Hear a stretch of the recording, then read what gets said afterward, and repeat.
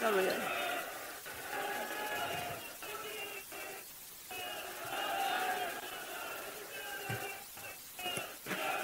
मंच पर आसीन, अब मेरे को 2 मिनट दोगे आप लोग सब?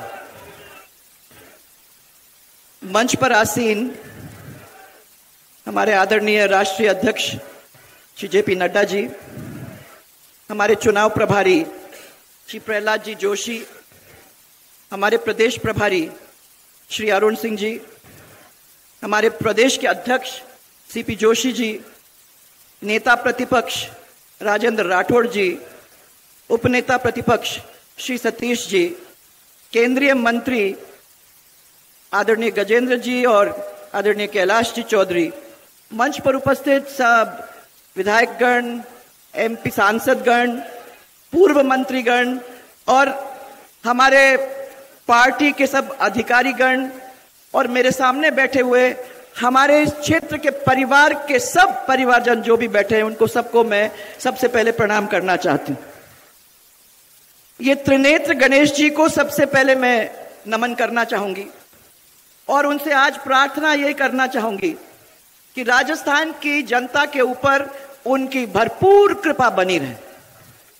आज हमारे मार्गदर्शन करने यहाँ आदरणीय राष्ट्रीय अध्यक्ष श्री जेपी नड्डा जी हम सबके बीच में हैं और आप सबकी ओर से मैं उनका दिल से स्वागत करना चाहूंगी। जोर से ताली बजाओगे तब मजा आएगा, फिर हमको भी मजा आएगा कुछ बोलने में। ऐसे क्या करते हो यार? हाँ। इनके कुशल नेतृत्व में भारतीय जनता पार्टी निरंतर बहुत तेजी से आगे बढ़ रही है, जो आप सबके सामने है। आज वही भाजपा जिसने माननीय मोदी जी जैसे एक विजनरी और लोकप्रिय प्रधानमंत्री हमारे देश को दिया है। आज याद आ रहा है मुझे 26 अप्रैल 2003 का, जब हमने राजसमंद से चारभुजा मंदिर से परिवर्तन यात्रा पिछले बार चालू की थी। कल भी मैं उनके दर्शन करके उनके आशीर्वाद को लेकर मैं आपके बीच में यहां आ रही हूं, क्योंकि राजस्थान की जनता से विशेष लगाव और यहां की महिलाओं का अपार स्नेह और समर्थन जो हमें मिला है, वो हम कभी भी भूल नहीं पाएंगे। इसी का नतीजा है कि पहली बार भारतीय जनता पार्टी ने बड़ी जोरदार बहुमत से 120 सीट मिले और उसके बाद यहां दर्शन करके, गणेश जी पे दर्शन करके आशीर्वाद हम लोगों ने लेकर जब 2003 से लेकर 2023 के सफर करे हैं और आपके क्षेत्र के अंदर करे हैं, कभी ऐसा नहीं लगा कि हम पराये के बीच में हैं, क्योंकि आप लोगों ने जो प्यार दिया, जो साथ दिया, जो आशीर्वाद दिया, वो हम लोगों को एक पवित्र बंधन, एक पारिवारिक बंधन में बांधने का काम करता है और मैं उसके लिए आप सबको बहुत बहुत अपनी ओर से आभार प्रकट करना चाहती हूं। आज हमारे बीच में नड्डा जी हैं। मैं ज्यादा समय नहीं लेना चाहती हूं, पर मैं उस बात के ऊपर आपका ध्यान आकर्षित करना चाहूंगी जिस बात के ऊपर आप लोग सबका मन लगा हुआ है। याद रखना, 2008-13 के अंदर राजस्थान के अंदर यह सरकार आई अशोक गहलोत की, तो उसके बाद हमारा विकास सब ठप हुआ। उसके बाद आपने हमको 163 सीट दी। हमारी सरकार ने एक नए आयाम छुए, वो आप लोगों की वजह से, जिसके अंदर हम लोगों ने मिलकर हमारे प्रदेश की तकदीर को बदलने का काम किया। चाहे वो रोड्स में हो, चाहे बिजली में हो, चाहे वो पानी में हो, चाहे वो शिक्षा में हो और चाहे वो चिकित्सा के अंदर क्यों ना हो। पर सबसे बड़ी बात, जब इस क्षेत्र के अंदर दौरा करती थी तो आपकी एक बहुत बड़ी जरूरत उसमें से मेरे पास निकल के आई। इस क्षेत्र के अंदर पानी के ऊपर और सिंचाई के ऊपर बड़े विवाद चलते थे। कभी पाचला में विवाद हो रहा है तो कभी जारगा में विवाद हो रहा था। इस समस्या के समाधान के लिए हम लोगों ने सबने बैठ करके सोचा कि हम क्या काम कर सकते हैं जिसकी वजह से इस क्षेत्र को हम लोग सिंचाई का पानी, पीने का पानी देने का काम हम करें और लोग उसके अंदर जुड़कर अपने तकदीर को अपने हाथ से फिर बना सकें। इसलिए उस समस्या का समाधान करने के लिए हम लोगों ने एक कल्पना की कि आगे चल के ईस्टर्न राजस्थान कैनाल प्रोजेक्ट का काम हम लोग मिलकर करेंगे, जिसका फायदा इस क्षेत्र के अंदर हमारे लोगों को मिलेगा। यहां इसके बारे में थोड़ा सा आपको कहना चाहूंगी कि हमारे शासन के प्रथम कार्यकाल के अंदर 25 अगस्त 2005 के अंदर हम लोगों ने मध्य प्रदेश के साथ बाबूलाल जी गौड़, जो वह तब मुख्यमंत्री थे, उनके साथ हम लोगों ने हस्ताक्षर करके एक समझौता किया था कि हमारे बीच की जो नदियां हैं उसका बंटवारा हो, और उसके अनुसार ही हमने ये ERCP की योजना बनाने का काम किया। दुर्भाग्य से इसके तुरंत बाद अशोक गहलोत की सरकार आ गई और ये महत्वपूर्ण जो योजना थी उसको ठंडे बस्ते में डालने का काम उन्होंने कर दिया। आप सबको मालूम है कि 13 जिलों के अंदर पीने का पानी, सिंचाई का पानी और उद्योग का पानी मिलना था।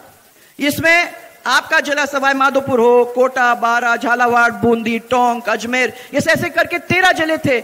अजमेर से लेके जयपुर तक हम लोगों का इसका फायदा मिलने वाला था।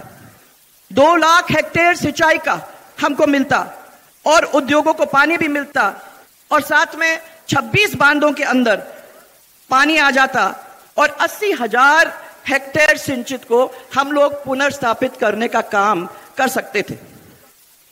ERCP की परिकल्पना, और मैं इसको बड़े केयरफुली आपके सामने रखना चाहती हूं क्योंकि इधर उधर तोड़फोड़ नहीं होना चाहिए, जमीन पर उतारने के लिए हमारी सरकार ने एक मंत्रिमंडल की बैठक करके इसमें इसकी स्वीकृति दिलवाई। भारत सरकार की एक नामी कंपनी जिसका नाम है वैपकॉस, वो मध्य प्रदेश राजस्थान इंटरस्टेट बोर्ड की बैठक 2005 के अंदर जो निर्णय लिया गया था और जो केंद्रीय जल आयोग की गाइडलाइन 2010 की मापदंड के अनुसार ERCP की DPR तैयार करने के हम लोगों ने आदेश दिलवा दिए थे।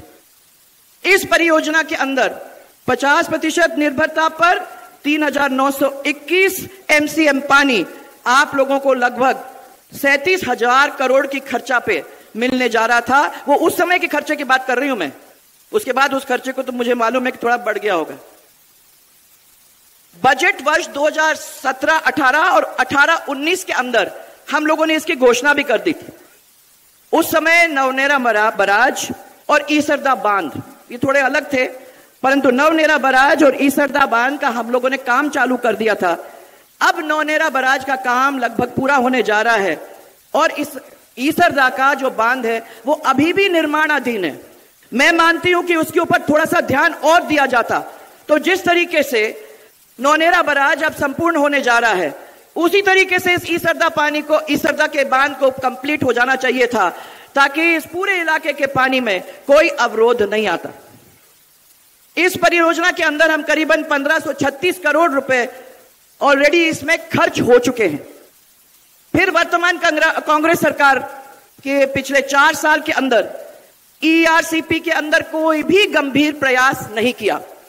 इसके कारण जो परियोजना की लाभ इन 13 जिलों के अंदर मिलना चाहिए था वो हम लोगों को नहीं मिला। इस परियोजना को जानबूझकर अब विवादित बनाने का काम किया है, जबकि मध्य प्रदेश और राजस्थान के बीच जल बंटवारे को लेकर समझौता पहले ही हो चुका था। मध्य प्रदेश ने तो इस समझौते के आधार पर 2017 के अंदर 2 बांध मोहनपुरा और कुंडालिया बना लिए, जिससे 2,25,000 हेक्टेयर सिंचाई और पेयजल उपलब्ध हो रहा है। इनका अगला तीसरा बांध भी अभी बहुत ही जल्दी काम हो जाएगा, उसका भी काम चल रहा है पाटनपुरा के अंदर, वो भी निर्माणाधीन है, वो हो जाएगा बहुत जल्दी। गहलोत साहब तब भी सो रहे थे और अब भी सो रहे हैं। मैं आप सबको ये इतना ही विश्वास दिलाना चाहती हूं कि हम सब यहां बैठे हुए हैं कि राजस्थान के हिस्से का जो बूंद बूंद पानी है हम उसे कम नहीं होने देंगे, और इसके लिए हम सबको खून पसीना बहाने की जरूरत होगी। तो हम लोग सब मिलकर उसमें अपना खून पसीना देके इस कार्य को पूरा करने का काम करेंगे। सरकारें आती हैं और जाती हैं, परंतु जनता का जो हित है वो हमेशा हमारे सबके लिए सर्वोपरि है। पर इनको जो है ना, इनको जनता का हित नहीं, वो कभी नहीं हुआ, अपने हित के मतलब रखते हैं ये लोग। उनको जनता के हित से कोई मतलब नहीं है, खुद के हितों से ही मतलब रखते हैं। और आखिर में इसीलिए मैं आपको यह कहना चाहती हूं, हम सब इतना ही कहेंगे कि राजस्थान के हितों के ऊपर कुठाराघात नहीं होगा। हम लोगों को एक साथ मिलकर एक ही आवाज के अंदर आगे बढ़ के चलना पड़ेगा। हमें कमल को खिलाना होगा और भारतीय जनता पार्टी को लाना होगा। इसी विश्वास के साथ मैं आप सब लोगों को बहुत सारा प्यार और बहुत सारा धन्यवाद देना चाहती हूं। एक जोरदार नारा मेरे साथ, जय जय राजस्थान। जोर से बोलो भाई, ऐसे नहीं चलेगा। जय जय राजस्थान। सबको मेरा बहुत सारा धन्यवाद।